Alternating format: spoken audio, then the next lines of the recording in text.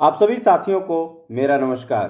दोस्तों, इसके पूर्व के वीडियो में आपने देखा था कि मतपेटी कैसे बंद करेंगे, कैसे ओपन करेंगे, कैसे उसे सील करेंगे। इसके अलावा मतदान अधिकारी प्रथम के जो कर्तव्य हैं और उनके जो कार्य हैं, उन सारी चीज़ों को डिटेल में हमने आपको बता दिया है।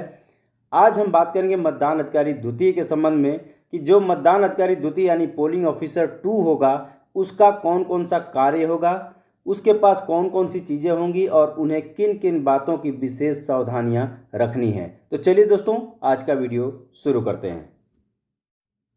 दोस्तों, जो मतदान अधिकारी द्वितीय होता है वो मतपत्र और मतपत्र पर लगाए जाने वाले मुहर, जिसे आप एरो क्रॉस सील कहते हैं, इन दोनों का प्रभारी होता है। लेकिन दोस्तों, इसके अलावा भी कुछ और चीज़ों की आवश्यकता आपको पड़ेगी। जैसे मतदाता सूची एक आपको चाहिए, एक इंक पैड चाहिए जिसमें आप मुहर में इंक लगाएंगे, और जो तीसरी महत्वपूर्ण चीज़ है वो है स्केल, जिसके सहारे आप मतपत्र को फाड़ेंगे।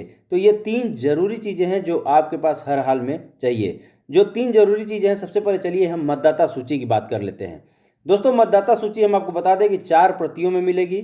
पहली प्रति जो है पीठासीन अधिकारी के पास रहेगी, उसी की जो दूसरी प्रति होगी मतदान अधिकारी प्रथम के पास होगी, और वही प्रति जो तीसरी प्रति होगी वो मतदान अधिकारी द्वितीय के पास होगी। और एक जो प्रति एक्स्ट्रा होती है वो बाहर लगाने के लिए होती है कि जो बाहर से मतदाता आएगा तो उसमें वो अपना नाम ढूंढ सके, उसे दीवालों पे बाहर चस्पा करना होता है। तो दोस्तों, आप समझ पा रहे होंगे। दोस्तों, यहीं पे हम स्पष्ट कर देना चाहेंगे, कुछ लोग ये पूछ रहे थे कि मतदाता सूची की चिन्हित प्रति क्या है। तो हम आपको बता दें कि जो मतदाता सूची होती है 4 प्रतियों में, उसमें से एक प्रति जो मतदान अधिकारी प्रथम के पास होती है। तो जब भी कोई मतदाता उनके पास मतदान देने के लिए आता है, तो मतदान देने के लिए जब वो अपनी पहचान देता है, तो पहचान करने के बाद मतदाता सूची में प्रथम मतदान अधिकारी निशान लगाता है, उसका चिन्ह लगाता है, उसके नीचे अंडरलाइन करता है। पुरुष है तो अंडरलाइन, और महिला है तो अंडरलाइन के साथ साथ उसके क्रमांक पे टिक का निशान लगाता है। तो जो प्रथम मतदान अधिकारी यूज करता है मतदाता सूची को, उसी को हम मतदाता सूची की चिन्हित प्रति कहते हैं। आप स्पष्ट हो पा रहे होंगे। आइए दोस्तों, अब हम मतपत्र के बारे में भी जान लेते हैं। दोस्तों, हम आपको बता दें कि आपको 4 तरह के मतपत्र दिए जाएंगे। जी हाँ दोस्तों, 4 तरह के मतपत्र दिए जाएंगे। पहला जो मतपत्र होगा वो सदस्य ग्राम पंचायत का होगा, जो कि सफ़ेद रंग का होगा। दूसरा जो मतपत्र होगा वो प्रधान ग्राम पंचायत के लिए होगा, जो कि हरे रंग का होगा। तीसरा जो मतपत्र होगा वो सदस्य क्षेत्र पंचायत के लिए होगा, जिसका रंग नीला होगा। और जो सदस्य जिला पंचायत होगा, उसका जो मतपत्र होगा वो गुलाबी रंग का होगा। तो इस तरह से दोस्तों, सफ़ेद, हरा, नीला और गुलाबी 4 तरह के मतपत्र आपको उपलब्ध कराए जाएंगे। दोस्तों, अब चलिए हम थोड़ा मतपत्र का एक नमूना देख लेते हैं और उस मतपत्र को भी समझ लेते हैं कि उसमें क्या करना है आपको और कहां से, किस प्रक्रिया से मतपत्र को मतदाता को देना है। दोस्तों, अब आप अपनी स्क्रीन पे मतपत्र का एक नमूना देख रहे हैं। इसमें दोस्तों 2 भाग होता है। एक होता है प्रतिपर्ण भाग, जो कि ऊपर वाला हिस्सा होता है, और जो इसे फाड़ के अलग कर देते हैं, जिसमें चुनाव चिन्ह होता है, वो भाग मतपत्र कहलाता है। तो आप समझ पा रहे होंगे, जो चुनाव चिन्ह वाला भाग होता है वो मतपत्र कहलाता है, और जो शेष आपके पास बचा रह जाएगा वो प्रतिपर्ण कहलाता है। तो ये मतपत्र आप मतदाता को दे देंगे मोड़ के, और वो मतदाता इस पे मुहर लगा के अपना वोट देता है। लेकिन उसके पूर्व आपको इसमें कुछ एंट्री करनी होगी। ऊपर वाले प्रतिपर्ण वाले हिस्से में हम थोड़ा जूम करते हैं, दिखाते हैं आपको। यहाँ पे देखिए दोस्तों, यहाँ पे मतदाता जो आएगा मतदान करने के लिए, वो अपना अंगूठे का निशान या फिर हस्ताक्षर यहाँ पे करेगा। उसके अलावा दोस्तों कुछ सूचनाएं यहाँ भरनी होती है, जैसे भाग संख्या है, या फिर मतदाता का जो मतदाता सूची में क्रमांक है उस क्रमांक को भरना होता है। तो जब मतदान अधिकारी प्रथम आपके पास भेजेगा तो वो क्रमांक को भी बताएगा कि कौन से क्रमांक पे ये मतदाता है। उस क्रमांक को यहाँ पे निश्चित रूप से, अनिवार्य रूप से आपको एंट्री करनी है, और यहाँ पे अंगूठे का निशान या हस्ताक्षर उसका अवश्य लेना है। यदि कोई मतदाता अंगूठे का निशान देने से या हस्ताक्षर करने से मना करता है तो किसी भी दशा में आप उसको मतपत्र जारी नहीं करेंगे। ये अच्छी तरह से जान लीजिए। दोस्तों, ये ध्यान रखने वाली बात है कि जो अभी यहाँ पे जो एंट्री आपने की है, यहाँ पे अंगूठे का निशान और या हस्ताक्षर यहाँ पे कराया है, तो आपके पास ये ध्यान रखना है हमेशा कि 4 मतपत्र कुल मिला के होंगे। और चारों मतपत्रों के जो प्रतिपर्ण वाला हिस्सा है उन सब में इसी तरह से एंट्री की जाएगी। ऐसा नहीं है कि किसी एक में ही आप कर दिए, सब में यानी चारों में आपको इस प्रकार की प्रक्रिया को अपनानी होगी, एंट्री करनी होगी। दोस्तों, मतदान अधिकारी द्वितीय को ग्राम पंचायत सदस्य के मतपत्र को जारी करते समय विशेष ध्यान देने की ज़रूरत है। जहां आप मतदान करा रहे हैं वहां अगर एक वार्ड से अधिक है तो वहां पे आपको इस बात का ध्यान रखना है कि जिस वार्ड की मतदाता सूची में मतदाता का नाम अंकित है उसी वार्ड से संबंधित आप जो मतपत्र है वो उसे जारी करेंगे। ध्यान दीजिए, मैं पुनः बता रहा हूँ इसको।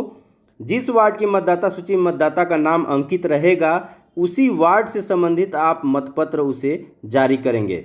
ऐसे में दोस्तों, असुविधा से बचने के लिए सबसे अच्छा ये होता है कि आप सबसे अपने टेबल पे पहले चौकोर कागज़ के टुकड़े लेके और ऐसे लगा लें। मान लीजिए 3 वार्ड है तो 3 वार्ड के लिए 3 टुकड़े लगा लिए अपने मेज के सामने। यहाँ पे वार्ड संख्या लिख दीजिए, मान लीजिए 36 है, ये 32 है या फिर 20 है या मान लीजिए 32 है। तो इसके ठीक सामने सामने अपने मतपत्र को रख लीजिए और जो मतदाता जिस वार्ड का आता है उसी वार्ड से संबंधित मतपत्र उसे दे दीजिए। तो यहाँ से आपको गलती की गुंजाइश नहीं रहेगी, इस बात का आप विशेष ध्यान रखेंगे। दोस्तों, आइए अब हम थोड़ा मतपत्रों का मोड़ना सीख लेते हैं एक उदाहरण से। आप देख सकते हैं आपके सामने एक मतपत्र का नमूना हमने बनाया है। यहाँ पे देख सकते हैं एक तरफ चुनाव चिन्ह है और दूसरी तरफ उसका नाम है। तो इसमें करना क्या है दोस्तों, अगर इस तरह की संख्या अगर कम है तो 2 पार्ट में आपको मिलेगी, एक तरफ चुनाव चिन्ह और एक तरफ नाम। तो ये बहुत ही ईजी है, इसको बिल्कुल खड़ा मोड़ देना है। आप जानते हैं जो मोड़ने की प्रक्रिया है वो खड़ा और पड़ा 2 तरह का होता है। खड़ा यानी कि वर्टिकल यानी लंबवत जो होता है उसको कहते हैं, और पड़ा यानी हॉरिजॉन्टल जो होता है उसको कहते हैं। तो इस कंडीशन में जब मतपत्र आपका रहेगा, इधर चुनाव चिन्ह रहेगा और इधर उसका नाम रहेगा, तो सीधे तौर पे इसको वर्टिकल यानी कि लंबवत ऐसे मोड़ देंगे। इसका फायदा क्या होता है दोस्तों, जैसे मान लीजिए यहाँ आम वाले पे कोई किसी ने मुहर लगाया यहाँ पे, तो मुहर लगाएगा और अगर आप इसको लंबवत ऐसे मोड़ते हैं तो इसका जो निशान होगा, जो इंक होगी, वो इसी वाले कॉलम में आके लगेगी। तो इससे कोई विवाद का कारण नहीं बनेगा और ये वोट क्लियर रहेगा कि ये इसी पे दिया गया है। आप समझ पा रहे होंगे। लेकिन अगर इसको पड़ा मोड़ दे यानी कि हॉरिजॉन्टल मोड़ दें, हॉरिजॉन्टल का मतलब आम वाले को इधर ऊपर की तरफ लाके कप वाले से मिला दें, यानी कि कुछ इस प्रकार से अगर हम ऐसे मोड़ देते हैं ऐसे, तो इस कंडीशन में क्या होगा, आम पे जो मुहर लगी है वो आम वाली मुहर, ये वाली जो मुहर है वो आके इंक जो है कप वाले में लग जाएगी और इससे ये विवाद का कारण बन जाएगा। इससे क्लियर नहीं होगा कि मतदाता ने आम पे वोट दिया है या कप पे वोट दिया है। आप समझ पा रहे होंगे मैं क्या कर रहा हूँ। तो मोड़ना इस प्रक्रिया से है कि उसका इंक उसी के कॉलम में जाके लगे, इधर कहीं दूसरी जगह पे न लगे। तो इसे खड़ा मोड़ देंगे इस कंडीशन में, ऐसे खड़ा हो गया, और फिर इसे पड़ा मोड़ देंगे यानी कि अब इसको हॉरिजॉन्टल मोड़ देंगे ऐसे। तो ये मतपत्र के मोड़ने की प्रक्रिया हो गई। दोस्तों, उसी प्रक्रिया को इसमें भी फॉलो करना है, लेकिन इस नमूने में आप देख सकते हैं कि जो इसमें उम्मीदवारों की संख्या है वो अधिक है। तो अधिक होने की वजह से इसे 2 पार्ट में दिया गया है। यानी जो पहले वाला पार्ट था सिर्फ इतनी बातें थी, इसमें ये 20 से लाइन थी, ये एक हिस्सा ही उसमें था। लेकिन उम्मीदवारों की संख्या इसमें बढ़ने से ये कंडीशन आ सकता है कि 2 पार्ट में आपको दिया जाए। एक पार्ट ये हो गया, ये वाला पूरा हिस्सा, और दूसरा पार्ट आपका ये हो गया।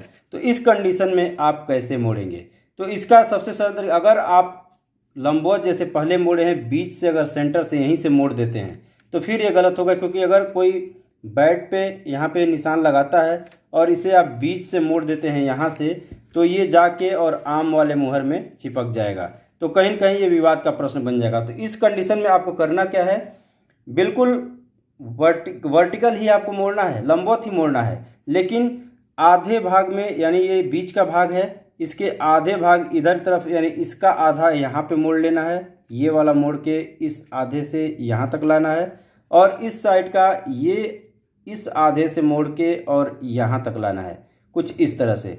इधर का अगर मोड़ना होगा तो बल्ले वाले का बैट जो लिखा है उस सीधे मोड़ेंगे, यानी बीच वाले पोर्शन में। तो बैट पे जो निशानी लगेगी, जो मुहर बैट पे लगाएगा यहाँ पे, वो इस बैट वाले कॉलम में ही रहेगा, तो विवाद का प्रश्न नहीं बनेगा। ठीक इसी प्रकार से इस प्रक्रिया में भी करेंगे। तो कुछ इस प्रकार से मोड़ेंगे, इस वाले भाग को आधे से यहाँ मोड़ेंगे और इस वाले भाग को भी आधे से यहाँ मोड़ेंगे। आप समझ पा रहे होंगे। तो इस तरह से दोनों मोड़ने के बाद ये अपनी अपनी जगह पे पहुंच चुका है। और इसके बाद मोड़ने के बाद अब पुनः इसको एक बार और ऐसे मोड़ देंगे और फिर इसको एक बार और ऐसे मोड़ देंगे, यानी पड़ा मोड़ देंगे, हॉरिजॉन्टल मोड़ देंगे। और इस तरह से ये आपका ये तैयार हो गया। तो आप समझ पा रहे होंगे दोस्तों कि किस प्रक्रिया से आप मतपत्रों को मोड़ेंगे। दोस्तों इस वीडियो के समाप्त होते ही मतपेटी से संबंधित वीडियो जो है वो आपकी स्क्रीन पर नजर आएगा। साथ ही मतदान अधिकारी प्रथम के क्या कार्य हैं ये भी वीडियो आपके स्क्रीन पे ही यहीं नजर आ जाएगा। तो उम्मीद करते हैं मेरे द्वारा जो जानकारी इस वीडियो में दी गई है वो आपको अच्छी लगी होगी। अगर अच्छी लगी हो तो लाइक कीजिएगा, चैनल पर नए हैं तो प्लीज़ मेरे चैनल को सब्सक्राइब कर लीजिएगा।